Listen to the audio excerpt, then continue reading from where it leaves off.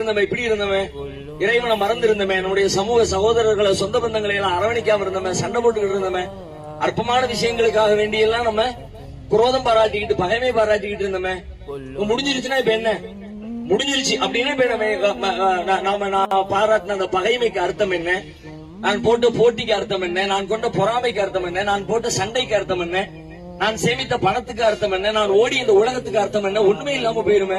இதுக்குதான் இந்த ஓட்டமா, இதுக்குதான் இந்த சண்டையா, இதுக்குதான் இந்த பூசலா, இதுக்குதான் இந்த கோபமா அப்படின்னு அவர் நினைக்கும் பொழுது வேணாம்பா, எப்ப வேணாலும் நமக்கு மூத்து வந்துரும், வேணாம் இதோடு நிறுத்திக்குவோம், வாழுகிற காலம் கொஞ்சமோ நெஞ்சமோ நம்ம நல்ல முறையில வாழ்ந்துருவோம் தன்னை வாழ்த்திக்கு வரல. அவருடைய வாழ்க்கையில ஒரு பெரிய மாற்றம் இருக்குமா இல்லையா? கண்டிப்பா இருக்கும், 100% நம்ம எல்லாரும் ஒத்துக்குவோம். ஆனா அந்த வாய்ப்பு அவருக்கு இருக்குதா? வாய்ப்பு கொடுத்தாலும் அப்படி இருப்பாங்க. இப்ப வாய்ப்பு இருக்கா? வாய்ப்பு இல்லவே இல்ல.